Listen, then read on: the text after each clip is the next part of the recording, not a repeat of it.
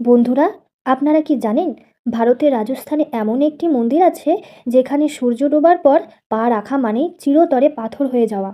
হ্যাঁ, আজ আমরা কথা বলছি রহস্যময় কিরাডো মন্দির নিয়ে। বারমের জেলা থর মরুভূমির মাঝে অবস্থিত এই মন্দিরটি তার অপূর্ব স্থাপত্যের জন্য পরিচিত।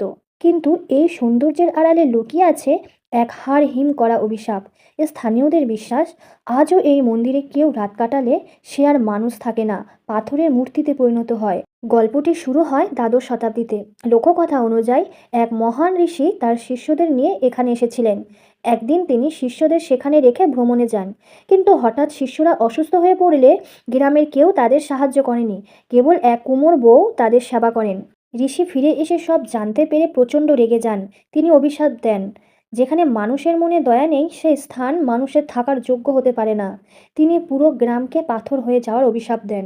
ঋষি সেই দয়ালু মহিলাকে বলেছিলেন গ্রাম ছেড়ে চলে যেতে, কিন্তু শর্ত ছিল তিনি যেন পেছন ফিরে না তাকান। কৌতূহলবশত মহিলাটি পেছন ফিরে তাকান এবং সঙ্গে সঙ্গে পাথরের মূর্তিতে পরিণত হন। আজও মন্দিরের কাছে সেই মহিলার পাথরের মূর্তি দেখা যায়। এই ভয়ে আজও সূর্য ডোবার আগে এই এলাকায় জনশূন্য হয়ে যায়। বিজ্ঞান নাকি অন্ধবিশ্বাস, রহস্য আজও অমীমাংসিত। তো বন্ধুরা, আমার ভিডিও আপনাদের কেমন লাগলো কমেন্টে জানাবেন, এবং ভিডিওটি যদি ভালো লেগে থাকে আপনার বন্ধুদের সাথে শেয়ার করবেন।